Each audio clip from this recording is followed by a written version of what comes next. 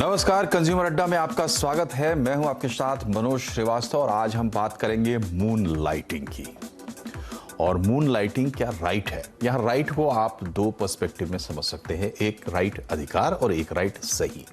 तो क्या moon lighting सही है और क्या मून लाइटिंग एक अधिकार है, इस पर आज हम बातचीत करेंगे।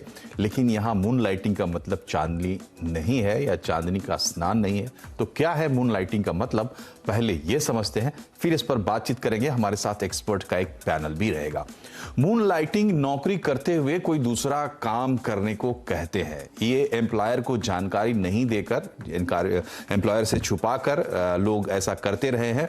रात में या वीकेंड में जब उनको अपना काम नहीं होता या ऑफिस में नहीं होते तब ये काम करते हैं। सबसे पहले अमेरिका में इसकी शुरुआत हुई और अब भारत में भी इसकी चर्चा है। मोटी बात यह है कि एक काम करते हुए आप दूसरा काम करते हैं और एम्प्लॉयर से इसको छिपाते हैं। लेकिन अब इसमें नया जो ट्विस्ट आया है, जो परिवर्तन हुआ है कि स्विगी ने अपने कर्मचारियों को इसकी इजाज़त दे दी है। और भी कुछ कंपनियां हैं जो कुछ सर्टेन टर्म्स एंड कंडीशंस के साथ अपने एम्प्लॉयज को ये छूट देती हैं।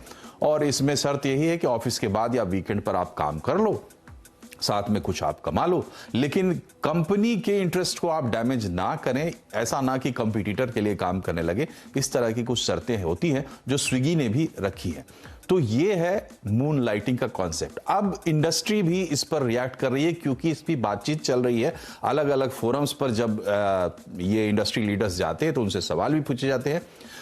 विप्रो के चेयरमैन रिशाद प्रेम जी हाल ही में चेयरमैन बने हैं, यंग लीडर हैं। इन्होंने कहा कि सीधी सी बात है कि ये कंपनी के साथ चीटिंग है, यानी मून लाइटिंग के पक्ष में ये बिल्कुल नहीं है। लेकिन ये अकेले नहीं है। आप देखिए, इन्फोसिस के पूर्व डायरेक्टर मोहनदास पई, जाना माना नाम है, ये कह रहे हैं कि अलग से काम करने की आज़ादी होनी चाहिए। समझते हैं कि लोगों का हक है कि वो अगर डबल इनकम क्रिएट कर सकते हैं तो उनको इसकी छूट मिलनी चाहिए। सीपी गुरनानी टेक महिंद्रा के पारदर्शी तरीके से काम करें तो कोई हर्ज नहीं। ये बीच का एक रास्ता निकालने की इन्होंने कोशिश की है, सीधे सीधे खारिज नहीं करते हैं। लेकिन एनजी सुब्रमण्यम, टीसीएस, लंबे समय में इससे आपका नुकसान होगा, आपका यानी कर्मचारी का। तो आपने देखा अलग अलग व्यूज है लोगों के इंडस्ट्री की। जहां तक बात है तो इसमें एक एक्सट्रीम व्यू ये है कि ये होना नहीं चाहिए, ये कंपनी के साथ चीटिंग है। और अगर वाकई कॉन्ट्रैक्ट है आपका कंपनी के साथ, उसको वायलेट करके अगर आप काम करते हैं, डबल इनकम जनरेट करते हैं, कंपनी को इसके बारे में नहीं बताते हैं, तो ये साफ तौर पर चीटिंग तो है। उनकी बात अपनी जगह सही है। लेकिन जो दूसरे लोग कह रहे हैं कि भाई इंसान को तरक्की करने का हक है, पूरा जो हमारा स्ट्रक्चर है, पूरी हमारी व्यवस्था इसी पर आधारित है कि लोगों को तरक्की का मौका मिले और एक बीच का रास्ता हो। तो आखिर क्या होना चाहिए, इस पर हम आज बातचीत करेंगे। अपने पैनल से आपको मिलवा दें, HR technology platform advantage club के चीफ स्ट्रेटेजी ऑफिसर राज तंवर हमारे साथ हैं। Permanent staffing solution genius consultants के CMD राजेंद्र प्रसाद यादव हमारे साथ है। और स्किलिंग एडवाइजरी फर्म WeMentor.ai के फाउंडर डॉक्टर श्रीनिवास चुंदरू साहब भी हमारे साथ हैं। आप तीनों का बहुत बहुत स्वागत है। सबसे पहले तंवर साहब, आपसे हम शुरुआत करना चाहेंगे। देखिए, अभी जो होता रहा है या जहां से ये टर्म निकला है कि भाई हमने कंपनी को बताया नहीं, क्योंकि नेचुरली अगर हम परमानेंट स्टाफ हैं कंपनी के तो एक अग्रीमेंट होता है और वो अग्रीमेंट कितना क्लियर है, कितना वेग है, इस पे बात हो सकती है, लेकिन अग्रीमेंट तो होता है। और आमतौर पर ये माना जाता है कि एक काम करते हुए दूसरा काम आप नहीं कर सकते। अब ये बात नए सिरे से ये चर्चा शुरू हो रही है। पूरे जो आज का जो पूरा माहौल है हमारा, ना सिर्फ कंपनीज का बल्कि लोगों का भी, स्किल्स का भी, तो आपको कितनी जायज लगती है ये बात कि नहीं, इसको कहीं ना कहीं प्रोपोर्शनेट तरीके से जगह देनी चाहिए? देखिए मनोज जी, हमारे को इसको दो पर्सपेक्टिव में देखना होगा अलग अलग। क्या सही है या गलत है, अक्सर ये सवाल उठता है। हमें सबसे पहले ये देखना होगा कि क्या ये आज की नीड है। हम भूल जाते हैं थोड़ी देर के लिए सही है या गलत है। हम देखना चाहते हैं कि आज की नीड है। मैं आपको उदाहरण देना चाहूंगा, जब पैंडेमिक आया तो बहुत लोग कहते थे वर्क फ्रॉम होम सही नहीं है, नहीं करवाना चाहिए। पैंडेमिक आया और सबने बोलना शुरू कर दिया कि यही आगे का फ्यूचर है, that is the new normal. और आज हम बात कर रहे हैं मून लाइटिंग की, तो मैं वहां पे एक पर्सपेक्टिव जरूर ऐड करना चाहूंगा, सही और गलत से हटके। वो ये है कि मून लाइटिंग आज की नीड है, आज के जो मिलेनियल्स हैं वो सिर्फ पैसा कमाने के लिए मून लाइटिंग नहीं करना चाहते। मैं आपको छोटा सा उदाहरण देना चाहूंगा। पैंडेमिक के दौरान जब लोग घर पे बैठे हुए थे, कितने लोग हैं जिन्होंने अपने यूट्यूब चैनल खोले हैं, कितने लोग हैं जिन्होंने अपना साइड बिजनेस किया है, कितने लोग हैं जिन्होंने अपनी जॉब गंवा दी है और उसके बाद वो दोबारा कॉर्पोरेट वर्ल्ड में वापस आए। अब आप इसको एक अलग पर्सपेक्टिव से देखिए कि वो लोग हैं जो अपनी हॉबीज और इंटरेस्ट भी परस्यू करना चाहते हैं other than earning income earn करना एक पर्सपेक्टिव है मूनलाइट का। और हमने अपना सारा का सारा फोकस सिर्फ इस चीज की तरफ कर दिया है कि ये सही है, ये गलत है, क्या ये आज की नीड है। हम इस कॉर्पोरेट एनवायरनमेंट में इतनी बात करते हैं मेंटल वेलबींग की, इन्वेस्टमेंट ऑन एम्प्लॉइज, और हम यहां ये भूल जाते हैं कि वो एम्प्लॉइज जो 9 से लेकर 5 या 6 बजे तक एक ऑफिस में सारा दिन काम करता रहता है, शायद वो शाम को एक कैमरा उठा के कैमरा मैन बनना चाहता है, वो शायद किसी एक होटल में जाके एक शेफ बनना चाहता है, मे बी वो चाहे तो अपनी गाड़ी उठा के एक उबर ड्राइवर बनना चाहता है। ये चॉइस उसके ऊपर छोड़ देनी चाहिए और ये एक तरह का एंगेजमेंट आने वाले टाइम में स्ट्रेस बस्टिंग मीडियम भी बन सकता है। तो क्या ये हमारी नीड है? मेरा आंसर है यस। और मुझे लगता है कि मिलेनियल्स की नीड देखते हुए इसको हमें सही या गलत ना देख के एक और पर्सपेक्टिव ऐड करना चाहिए। एक तरह का ये साइड हसल है, एक तरह का, जब गिग इकोनॉमी आई थी तो हमने बहुत बात की थी कि गिग है, सही है, गलत है, बट एक तरह का कि साइड गिग है। मैं एक नया टर्म इस पे बोलना चाहूंगा जो आने वाले टाइम में मिलेनियल्स की नीड होने वाला है, और मेरी अपनी ओपिनियन में मैं मानता हूं ये बिल्कुल सही है और यही हमारा फ्यूचर है। जी बिल्कुल। और आप जो बात कह रहे हैं, देखिए उसका एक बहुत बड़ा लॉजिकल आधार भी है कि फ्री इकोनॉमी, फ्री मार्केट में सब कुछ फ्री होता है, लेबर भी फ्री होता है, तो उसके फ्रीडम पर रोक नहीं लगानी चाहिए। राजेंद्र जी, आपसे हम समझना चाहेंगे कि थोड़ा इंडस्ट्री के पर्सपेक्टिव से आप बताइए कि ये लोग जो कह रहे हैं कि नहीं, मतलब ठीक नहीं है, ये चीटिंग है एक तरीके की, तो ऐसा लगता है कि इसकी फर्दर गुंजाइश भी वो नहीं देखते हैं। इंडस्ट्री क्यों ऐसा सोच रही है? इस नजरिए से जो लोग देख रहे हैं तो क्यों देख रहे हैं? देखिए मनोज जी, मैं आई हैव अराउंड 60,000 एम्प्लॉय काम करते हैं हमारे थ्रू, और अराउंड 1500 कंपनी के साथ हम लोग काम करते हैं। So keeping that in view, मैं कुछ उसमें बोलना चाहूंगा। एक तो है कि कई सालों से हम वर्क लाइफ बैलेंस पर बात करते आए हैं, और पहले हम लोग 6 दिन काम करते थे, फिर 5.5 दिन काम करने लगे, फिर 5 दिन काम करने लगे। ये इसलिए किया गया ताकि लोगों को जो 9 से 5 काम करते हैं, इसके बाद घर में जाएं और 2 दिन छुट्टी हो, उनके वर्क लाइफ बैलेंस हो, उनका स्ट्रेस कम हो, और वो फिर जब मंडे को काम करने आए तो अच्छी तरह से उनका प्रोडक्टिविटी अच्छा हो और उनका वर्क लाइफ बैलेंस अच्छा हो। अगेन जब हम इसलिए बात कर रहे हैं कि नहीं, वो 9 से 5 काम करे और शाम को जा करके फिर कहीं और काम करे, मेरे ओपिनियन में ये काफी स्ट्रेस होगा, और that is what most of the people feel, you know. और वो जब नेक्स्ट डे या नेक्स्ट वीक में जब काम करने के लिए आएंगे, ये प्रोडक्टिविटी के ऊपर में इफेक्ट करेगी। ये तो एक, ये मेरा ओपिनियन है। दूसरा ये है कि हम बहुत गवर्नमेंट हुआ या जितने भी कंपनीज हुए या लेबर डिपार्टमेंट हुए या कंप्लायंस डिपार्टमेंट हुए, हम लोग सभी बात कर रहे हैं फॉर्मल एम्प्लॉयमेंट की। इंडिया में अभी भी 90% इनफॉर्मल एम्प्लॉयमेंट है और ओनली 10% फॉर्मल एम्प्लॉयमेंट है। और गवर्नमेंट बहुत कोशिश कर रही है कि जो इनफॉर्मल एम्प्लॉयमेंट से हम फॉर्मल एम्प्लॉयमेंट में आए। क्यों आए फॉर्मल एम्प्लॉयमेंट में? बिकॉज अगर हम फॉर्मल एम्प्लॉयमेंट में आते हैं तो लोगों को पीएफ मिलता है, ईएसआई मिलता है, और बहुत सारे बेनिफिट है उनको मिलते हैं जो कि इनफॉर्मल एम्प्लॉयमेंट में नहीं मिलते हैं।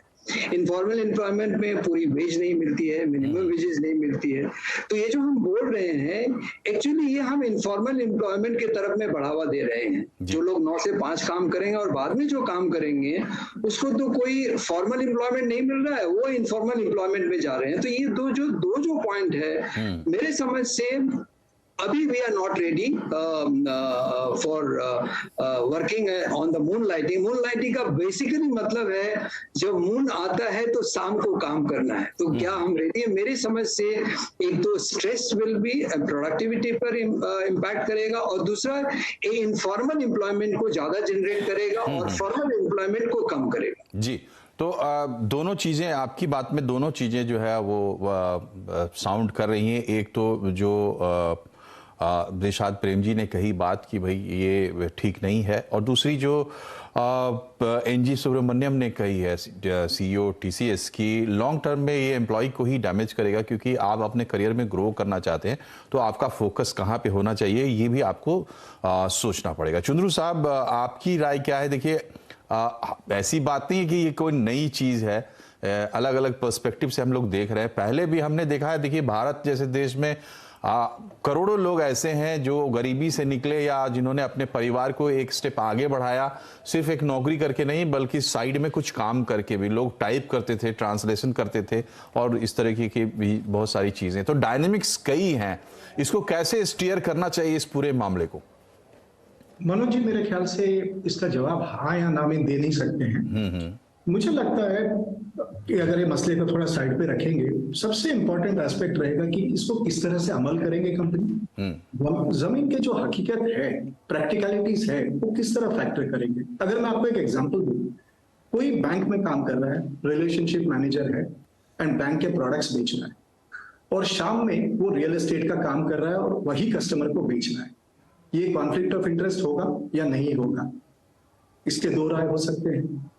मान के चलिए कोई ऑफिस में एक काम कर रहा है और साथ में एलआईसी की एजेंसी लिया हुआ है या कुछ और लिया हुआ है, और अपने जूनियर्स को बेच रहे हैं, अपने कोलीग्स को बेच रहे हैं। दो का प्रोडक्ट अलग है, ये कॉन्फ्लिक्ट होगा या ना होगा। तो मेरे ख्याल से बहुत सारे सवाल ऐसे हैं जिसको पहले अच्छी तरह से सोच समझकर उसकी एक पॉलिसी बनाकर रोल करना चाहिए। मुझे ऐसे लगता है कि ये सब सोचे, ये सारे छोटी छोटी चीजें बिना सोचे समझे इसको अमल करना बहुत बड़ा गलती होगा, और शायद अभी तक हम तैयार नहीं है। जो भी 2-3 कंपनियों ने इसको ऑफिशियली लॉन्च किया हुआ है, मेरे ख्याल से इसके बारीकियां अभी तक उन्होंने सोचा नहीं है। तो इसकी जो एग्जीक्यूशन और प्रैक्टिकलिटी है, मेरे ख्याल से वो इम्पोर्टेंट होता है जी। दूसरी बात एक छोटी बात कहना चाहूंगा कि आपने जैसे सही कहा है कि 50 साल, 40 साल, 60 साल से शायद चले आ रहा है, बट टेक्नोलॉजी के साथ में डेटा प्राइवेसी, ये सारे कॉम्प्लिकेशंस आ गए हैं आज के तारीख में। तो हम लोग कैसे इंश्योर करेंगे ये सारी चीज कंपनी को प्रोटेक्ट करे और डेटा को प्रोटेक्ट करे? तो मेरे ख्याल से इसकी काफी सारी डिटेल में वर्किंग करने के बाद हमको इसके एग्जीक्यूशन और अमल के बारे में बात करना चाहिए। जी, इसमें कोई दो राय नहीं है। जो आपने कहा कि जिस तरीके से एक कॉशन रखना होगा अगर आप इस तरफ बढ़ते भी हैं, क्योंकि पहलू कई हैं, समय बदल चुका है, डायनेमिक्स बदल चुके हैं। लेकिन इसी आधार पर तंवर साहब ने इस बात की पैरवी भी की कि नहीं, इसके बारे में सोचा जाना चाहिए और इजाज़त मिलनी चाहिए। दूसरा सवाल ये भी है तंवर साहब कि कोई एक बड़ा एग्जीक्यूटिव जिसको अच्छी तनख्वाह अपने कंपनी से मिलती है और उसके पास काम भी इतना होता है कि उसको फुर्सत नहीं होती, मतलब लोग घरों में रहते हुए भी ऑफिस में रहते हैं, परिवार के बीच बैठे हुए भी उनका इन्वॉल्वमेंट ऑफिस के साथ होता है, वैसे लोग तो शायद मून लाइटिंग के बारे में सोचते भी नहीं होंगे। बेसिकली ये अगर किसी को मदद कर सकता है तो उसको या तो जो इनकम जनरेट करना चाहता है या अपने स्किल्स को यूज़ करना चाहता है, हॉबी को यूज़ करना चाहता है। तो सवाल ये है कि आज की तारीख में जब हम देख रहे हैं कि लेबर लॉज में हमने इतने बड़े रिफॉर्म्स किए हैं, अब उसको 4 लेबर लॉ में हमने लेबर कोड्स बना दिए हैं, तो हम बड़े बड़े रिफॉर्म्स कर रहे हैं। साफ है कि खुले दिमाग से सरकार भी सोच रही है, इंडस्ट्री भी सोच रही है। तो इस इंडस्ट्री को सर्व करने वाला जो तबका है उसके बारे में भी क्या एक खुला रवैया सब तरफ अपनाने की जरूरत है? इस बात की तरफ ये चीज इशारा कर रही है जो बैंगलोर से शुरू हुई है। तंवर साहब। बिल्कुल मनोज जी, और मैं इस बात से बिल्कुल, हाँ जी बिल्कुल मनोज जी, मैं इस बात से बिल्कुल सहमत हूँ। और मैं आपको बताता हूँ मैं क्यों सहमत हूँ। इस चीज़ के पीछे 2 कारण हैं। एक, जब भी कोई बदलाव आया है सामाजिक वर्षगण में, हमेशा वो बदलाव कुछ तरह के डिबेट्स लेके आता है, जैसे ये भी एक डिबेट है जो हम कर रहे हैं। लेकिन ये मत भूलिए कि कितने ऐसे लोग हैं जिनकी एक्चुअल नीड मनी है, उनको पैसा चाहिए, लेकिन उनका प्रेजेंट एम्प्लॉयर वो पैसा दे नहीं पा रहा है। हम सब जानते हैं, Q1 में हमने सब देखा है, टॉप 5 IT कंपनीज का अट्रिशन उठा के देखिए, 19% से लेकर 28% तक कहीं ना कहीं अट्रिशन रहा है। अट्रिशन का एक बहुत बड़ा कारण है, 2 ही चीजें होती हैं, या तो आपको काम पसंद नहीं आ रहा है, मे बी एक मैनेजर का भी एक रीजन हो सकता है, या दूसरा if you are looking for more money, आपको ज्यादा पैसा चाहिए। अक्सर ये 2 ही कारण होते हैं। और मून लाइटिंग में भी आप पाएंगे कि यही 2 कारण होते हैं। जब ज्यादातर उन्हें या तो पैसे की जरूरत होती है या उनके अंदर कोई इनर हॉबी या इंटरेस्ट है जिसको वो परस्यू करना चाहते हैं और वो उन्हें अपने काम में नहीं मिल पा रहा है। मैं ऐसे कितने ही लोगों को जानता हूं, मैं एचआर बैकग्राउंड से आता हूं, बाद में मैंने स्ट्रैटेजी फंक्शन को ज्वाइन किया है, जहां पे इतने लोग हैं जिनका प्राइम ऑब्जेक्टिव अपनी लाइफ में कुछ और बनना था, लेकिन because of parental pressure, whatsoever reason it is, कुछ भी कारण रहा हो, उसकी वजह से उन्होंने अपना अलग करियर अपनाया और आज भी उनके मन में उस इंटरेस्ट या हॉबी को कुछ ना कुछ करने के लिए उनमें मन में वो इच्छा बाकी है। और ये मिलेनियल्स के अंदर मैं फिर कहूंगा कि ज्यादा पाया जाता है। दूसरा पर्सपेक्टिव मैं इस पे टच करना चाहूंगा मनोज जी, कि हम ये अज्यूम कर रहे हैं कि एम्प्लॉय में बर्नआउट हो जाएगा। आप वो एम्प्लॉय को डिसाइड करने दीजिए कि उसमें बर्नआउट हो जाएगा, नहीं आप मत डिसाइड करिए कि आपके अंदर बर्नआउट हो जाएगा। क्यों? क्योंकि उसको करना है तो वो फिर भी करेगा। अब देखिए, किसी को, जैसे मैंने आपको एग्जांपल दिया, किसी को फोटोग्राफर बनना ही है तो वो बनेगा, चाहे वो फिर सॉफ्टवेयर इंजीनियर है चाहे नहीं है। अब यदि उसको अपनी हॉबी से कुछ पैसा कमाने का मौका मिल रहा है तो व्हाई नॉट।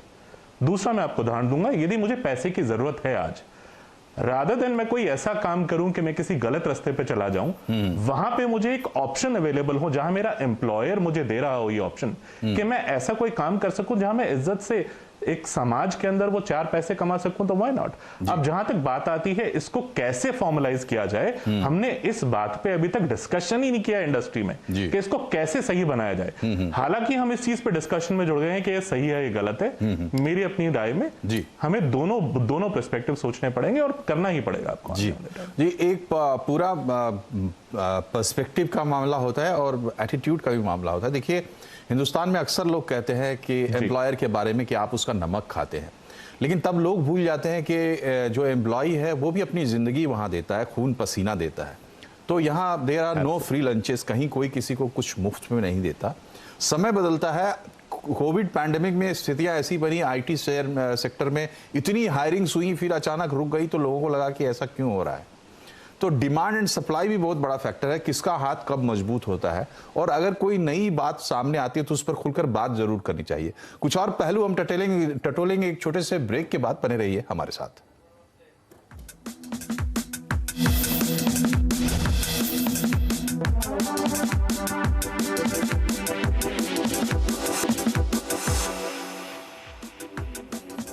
ब्रेक के बाद एक बार फिर से आपका स्वागत है कंज्यूमर अड्डा में। आज हम बात कर रहे हैं मून लाइटिंग की। बेसिकली मून लाइटिंग एक नेगेटिव टर्म है, जब आप कंपनी को नहीं बताते और शायद आप कंपनी के साथ एग्रीमेंट में भी हैं और बाहर आप काम करते हैं, लेकिन इसी बहाने बात ये हो रही है क्यों ना इसको एम्प्लॉयर भी रिकॉग्नाइज करे और एक फाइन ट्यून्ड तरीके से अपने एम्प्लॉयज को मौका दे।